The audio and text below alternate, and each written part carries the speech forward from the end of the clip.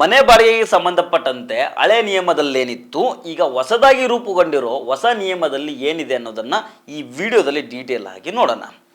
ಸ್ನೇಹಿತರೆ, ಒಂದು ನಿಯಮ ತಪ್ಪಿದ್ರೂ ನಿಮ್ಮ ಜೇಬಿಗೆ ಭಾರಿ ಹೊಡೆತ ಬೀಳಬಹುದು. ಹಳೆಯ ಬಾಡಿಗೆ ಕಾನೂನಿನಲ್ಲಿ ಏನು ಸಮಸ್ಯೆ ಇತ್ತು, ಹಳೆಯ ವ್ಯವಸ್ಥೆಯಲ್ಲಿ ಏನಾಗ್ತಾ ಇತ್ತು ಗೊತ್ತಾ? ಮನೆ ಬಾಡಿಗೆ ವಿಚಾರಕ್ಕೆ ಜಗಳ ಆಗ್ತಾ ಇತ್ತು. ಮನೆ ಮಾಲೀಕರು ಏಕಾಏಕಿ ಬಂದು ಬಲವಂತವಾಗಿ ಮನೆ ಖಾಲಿ ಮಾಡಿಸ್ತಾ ಇದ್ರು. ಇವತ್ತು ಬಂದ್ಬಿಟ್ಟು ನಾಳೆ ಖಾಲಿ ಮಾಡಿ ಅಂತ ಹೇಳ್ತಾ ಇದ್ದು. ಇದರಿಂದ ಸಿಟ್ಟಿಗೆದ್ದು ಬಾಡಿಗೆದಾರರು ಪೊಲೀಸ್ ಸ್ಟೇಷನ್ನು, ಕೋರ್ಟು ಅಂತ ಓಡಾಡ್ತಾ ಇದ್ರು. ತುಂಬ ಜನ ಏನು ಹೋಗಿಲ್ಲ, ಹಾಗೆ ಹೋದವರ ಸಂಖ್ಯೆ ತುಂಬ ಕಡಿಮೆ.